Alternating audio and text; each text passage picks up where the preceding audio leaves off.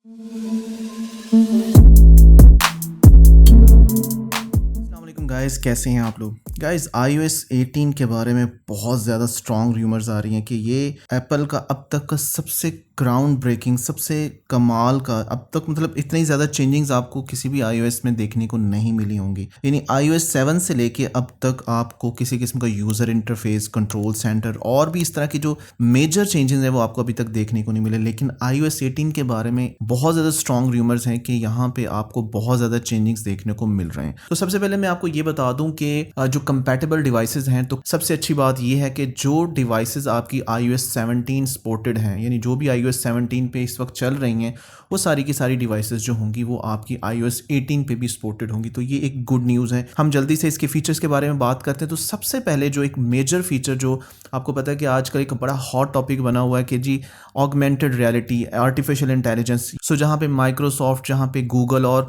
बहुत सारी बड़ी कंपनीज जो हैं वो AI में इन्वेस्ट कर रही हैं, तो एप्पल भी उनसे पीछे नहीं है। एप्पल ने भी अप्रॉक्सीमेटली $1 बिलियन तक जो है वो इन्वेस्टमेंट की हुई है इसकी रिसर्च में। और एप्पल की जो अपकमिंग iOS है, iOS 18, उसके बारे में सुनने में आ रहा है कि बहुत ही कमाल के जो कुछ इंटीग्रेशंस हैं जो AI के जरिए वो अपने सॉफ्टवेयर में करेगा। अब यहाँ पे मैं आपको बता दूं कि AI की इंटीग्रेशन से पहले भी iOS के जो अपनी एक इंटेलिजेंस स्ट्रक्चर है, जो उसका सॉफ्टवेयर है, वो आपकी हर यूजेज को, आपकी ऐप को, आपकी जितने भी वो जिस तरीके से आप अपने iOS को यूज़ कर रहे होते हैं वहाँ पे वो उसको नोट करता है और उसके अकॉर्डिंगली आपको यहाँ पे स्पॉटलाइट में आपको सीरी सजेशंस मिलती है, आपको वो ऐप्स मिलती हैं जो आप फ्रीक्वेंटली ओपन कर रहे होते हैं।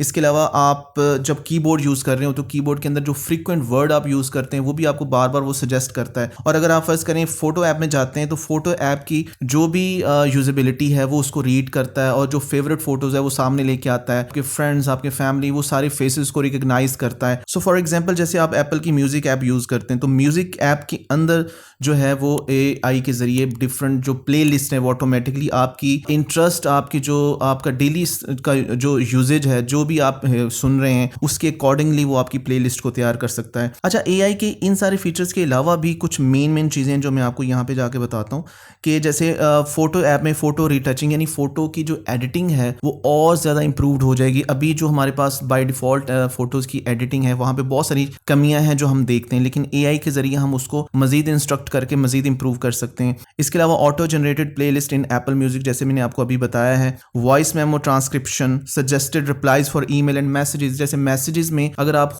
खुद से आपको रिप्लाई नहीं करना आ रहा, या आप चाहते हैं कि मैं अगर इस तरह का कोई मुझे क्वेश्चन है तो मैं इसका क्या रिप्लाई दूंगा, तो वहां पे आपको AI के जरिए वो आपको कुछ सजेशन देगा कि आप ये वाले रिप्लाई कर सकते हैं। आप कस्टम इमोजी तैयार कर सकते हैं। अभी तो आपको रिलाई करना पड़ता है एप्पल के जो अपने इमोजी होते हैं वहां पे, बट AI के जरिए आप खुद उसको इंस्ट्रक्ट कर सकते हैं कि मुझे इस तरह का इमोजी चाहिए। सफारी वेब सर्च आपकी बेहतर हो सकती है पहले से बहुत ज्यादा। और इसके अलावा भी जैसे आपको शॉर्टकट ऐप के अंदर जाकर डिफरेंट शॉर्टकट तैयार करना पड़ते हैं, बट AI के जरिए आप ये सारा काम बहुत आसानी से कर सकते हैं। यानी आपका जो यूजेज है वो पहले से बहुत ज्यादा स्पीडी, बहुत स्मूथ और बहुत ही फ्लेक्सिबल होने वाला है गाइज। इसके अलावा जो सेकंड मेजर इंप्रूवमेंट्स हमें देखने को मिल रही हैं वो सिरी के अंदर बहुत ज्यादा अपग्रेड्स और बहुत ज्यादा इंप्रूवमेंट्स आ रही हैं। और सिरी भी आपकी जितनी भी कमांड्स होती हैं उनको स्टडी करता है, उनको रीड करता है और उनको एनालाइज करने के बाद आपकी यूजेज के हिसाब के आपकी जो इंस्ट्रक्शंस होती हैं उनको फॉलो करता है। लेकिन अब एक्टिवली एप्पल ने सोचा है कि iOS 18 के साथ इसको इंटीग्रेट किया जाए और इसकी इंटीग्रेशन के बाद माइंड ब्लोइंग किस्म के चेंजेस जो हैं वो आपको अपने फोन में डिफरेंट एप्स के यूजेज में देखने को मिलेंगे। डेफिनेटली AI और सिरी को भी आपस में कुछ इस तरह से मिक्स किया जा रहा है कि AI के जरिए सिरी की इंस्ट्रक्शंस को बहुत ज्यादा इंप्रूव किया जा रहा है कि सिरी आपकी जो रूटीन की जितनी भी इंस्ट्रक्शंस है वो बहुत ज्यादा एक्टिवली और बहुत ज्यादा अच्छे तरीके से उसको आंसर करेगा और उसको लेके चलेगा। और आपको पता है कि जो लोग चैट GPT यूज करते हैं वहां पे आप इंस्ट्रक्शंस को लिख कर भी आप अपनी आंसर्स ले सकते हैं। और इसके अलावा भी आप चैट GPT से एक वॉइस असिस्टेंट की तरह बात कर सकते हैं और वहां पे जो भी आप उसको बोलते हैं वो आपको एक सजेस्टेड रिप्लाई आपको देता है। तो इसी तरह से आईफोन के अंदर भी सिरी जो है वो आर्टिफिशियल इंटेलिजेंस की जो हेल्प से मजीद आपको एक्यूरेट रिप्लाई करेगा। अब यहाँ पे कुछ एग्जांपल है जो हमें मैक रूमर वेबसाइट के ऊपर देखने को मिल रही है कि आप सिरी के जरिए क्या कर सकते हैं। यानी सिरी के अंदर जो इंप्रूवमेंट्स आ रही है वहां पे आप क्या कर सकते हैं। तो आप स्पेसिफिक डॉक्यूमेंट्स को ओपन कर सकते हैं, आप एक डॉक्यूमेंट को एक फ़ोल्डर से दूसरे फ़ोल्डर में शिफ्ट कर सकते हैं। इसके अलावा आप ईमेल्स को डिलीट कर सकते हैं, आर्टिकल को समराइज़ कर सकते हैं। इसके अलावा आप नोटिफिकेशन और मैसेजेस को समराइज़ कर सकते हैं। आप डिफरेंट ऐप के लिए डिफरेंट इंस्ट्रक्शन दे सकते हैं। इसके अलावा आप फ़ोटोज़ में जाके फ़ोटो एडिट करवा सकते हैं। तो ये सारे काम जो है, जो अभी लिमिटेड वे में सिरी कर रहा है, बट AI की इंटीग्रेशन के बाद सिरी और ज़्यादा एक्टिवली ये सारे फीचर जो है वो परफॉर्म करेगा। गाइस, थर्ड मेजर जो फीचर हमें एक्सपेक्टेड है iOS 18 के अंदर, वो है कि आप कस्टमाइजेशन कर सकते हैं होम स्क्रीन पे। और यानी होम स्क्रीन की चेंजिंग्स के बारे में आपको पता है कि हम बहुत ज़्यादा फ्रस्ट्रेटेड है कि हम अगर आइकॉन को चेंज करना चाहते हैं तो हम किसी भी आइकॉन को उसकी जगह से चेंज नहीं कर सकते। हम आइकॉन को शफल तो कर सकते हैं, लेकिन अगर हम चाहते हैं कि एक आइकॉन जो है वो अपनी जगह पे ही रहे और दूसरा जो है वो किसी और जगह पे चले जाए, तो हम उसको मूव नहीं कर सकते। हम अपना कंट्रोल सेंटर जो है ये इसको एडिट कर सकते हैं। ये मे बी इसके बारे में सुनने में आ रहा है कि ये वाला जो इसका जो डिज़ाइन है, काफ़ी सालों से हम देख रहे आ रहे हैं, ये भी चेंज होगा और इसके साथ साथ हम इसको कस्टमाइज़ भी कर सकते हैं। ये एक बहुत मेजर चीज़ है जो कि एप्पल अब तक हमें नहीं दे रहा, कि आप अपनी मर्जी से डिफरेंट टॉगल्स को चूज़ करें, रखना चाहते हैं नहीं रखना चाहते हैं। लेकिन एप्पल क्या करता है कि एप्पल हमें एक जो रिकॉर्डेड लिस्ट है वो हमें यहाँ पे दे देता है और हमें इसी में से चूज़ करना पड़ता है।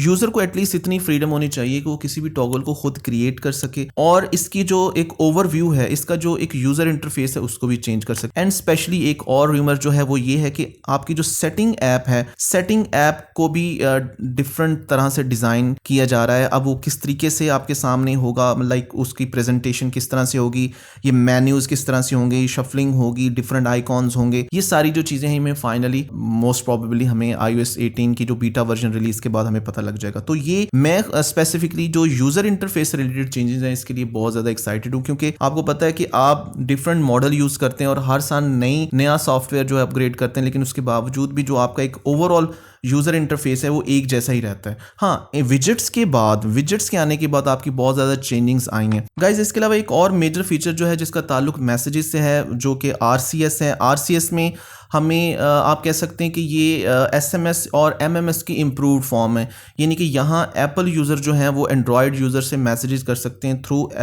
Mobile app. जिस तरह हम आई मैसेज में बात करते हैं, लेकिन आई मैसेजेस आपको पता है कि लिमिटेड है एप्पल टू एप्पल डिवाइसेस, तो यहाँ पे RCS का अगर फीचर आता है तो एंड्रॉयड यूज़र के साथ, यानी एप्पल और एंड्रॉयड यूज़र भी आपस में कम्युनिकेट कर सकते हैं गाइस। इसके अलावा पासवर्ड ऐप जो है, आपको पता है कि जो आपकी सेटिंग के अंदर एक मेन आपका जो टैब बना होता है पासवर्ड से रिलेटेड, यानी आपके फ़ोन की ऐप्स के जितने भी पासवर्ड्स होते हैं वो ऑटोमेटिकली आप यहाँ पे सेव करते हैं, या आपकी जो मोबाइल के अपने पासवर्ड्स होते हैं जिसमें आपके iCloud पासवर्ड्स हैं, जीमेल के पासवर्ड हैं, वो ऑटोमेटिकली यहाँ पे सेव हो जाते हैं। तो ये एक बहुत ही यूजफुल ऐप है। बहुत सारे लोग आई नो इसको यूज़ नहीं करते और बाद में जब उनको वो फ़ोन चेंज करते हैं तो उनको मसला हो रहा होता है कि वो अपने लॉगिन्स को कहाँ पे सेव करें या ऐप्स को कहाँ पे कैसे लॉगिन करें, दोबारा पासवर्ड भूल जाते हैं। तो ये वाली ऐप अगर आप रेगुलरली यूज़ करते हैं, जो कि इस वक्त हमारी सेटिंग ऐप के अंदर है, तो यहाँ पे आपकी ये सारी चीज़ें सेव होती हैं और ये फेस आईडी से प्रोटेक्ट भी हो जाती हैं। तो iOS 18 में सुनने में आ रहा है कि एप्पल पासवर्ड की एक डेडिकेटेड ऐप बना रहा है जिसके अंदर आपके फ़ोन के पासवर्ड, आपकी सारी एप्लीकेशन के पासवर्ड जो होंगे वो ऑटोमेटिकली सेव हो जाएंगे। गाइज, इन फीचर के साथ साथ बिल्कुल इसी तरह से हमें कुछ मेल ऐप के अंदर भी कुछ चेंजेस देखने को मिलेंगे। जिस तरह मैसेजेस ऐप है, मेल ऐप के अंदर भी आप सजेस्टेड रिप्लाईज कर सकते हैं। आपकी जो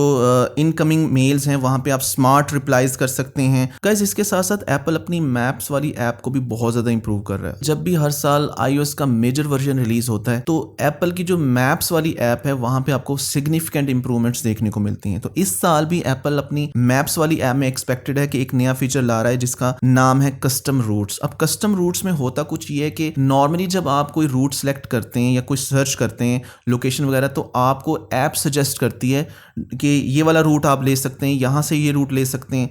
लेकिन कस्टम रूट से आप खुद चूज कर पाएंगे कि आपने कौन सा वाला रूट लेना है और आपको जो एप्लीकेशन है वो उसी तरीके से गाइड करेगी पर्टिकुलर लोकेशन के बारे में। तो ये कुछ इस तरह से ये वाला जो फीचर है ये आपको देखने को मिलेगा। इसके अलावा आईफोन की जो नोट्स ऐप है उसके अंदर आपको सिग्निफिकेंट चेंजेस देखने को मिलेंगे और उसके बारे में सुनने में आ रहा है कि जो वॉइस मेमो वाली ऑप्शन है वो आपको ना के वॉइस मेमोज में जाके करना पड़ेगा, आप डायरेक्ट नोट्स वाली एप्लीकेशन के अंदर से भी वॉइस मेमो को रिकॉर्ड कर से वहीं पे सेव कर सकते हैं। और इसके अलावा कैलेंडर्स और रिमाइंडर्स को इस तरह से मर्ज किया जा रहा है कि कैलेंडर्स के अंदर ही जाके आप डिफरेंट रिमाइंडर्स को सेट कर सकते हैं, रादर देन आप स्पेसिफिकली रिमाइंडर ऐप में जाएं और वहां पे डेट टाइम और पर्टिकुलर लोकेशन को सिलेक्ट करके वहाँ पे रिमाइंडर लगाएं। आप कैलेंडर वाली ऐप के अंदर से भी ये सारे काम कर सकते हैं। गाइज ये कुछ मेन फीचर हैं जो मैंने आप लोगों को बताएं कि ये वाले एक्सपेक्टेड हैं कि ये वाले फीचर आ रहे हैं, लेकिन इसके अलावा भी बेशुमार किस्म की इंप्रूवमेंट्स और बग फिक्सेस होंगी जो आपको iOS 18 में देखने को मिलेंगी।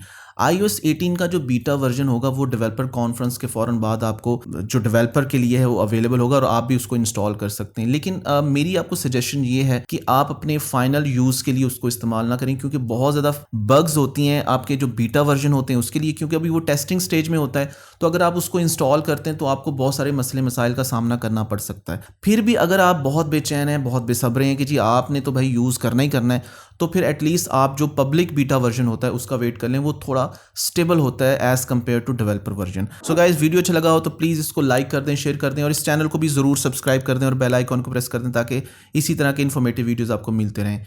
इंशाल्लाह बहुत जल्द आप लोगों से फिर मुलाकात करूंगा, तब तक के लिए अल्लाह हाफिज़, पीस।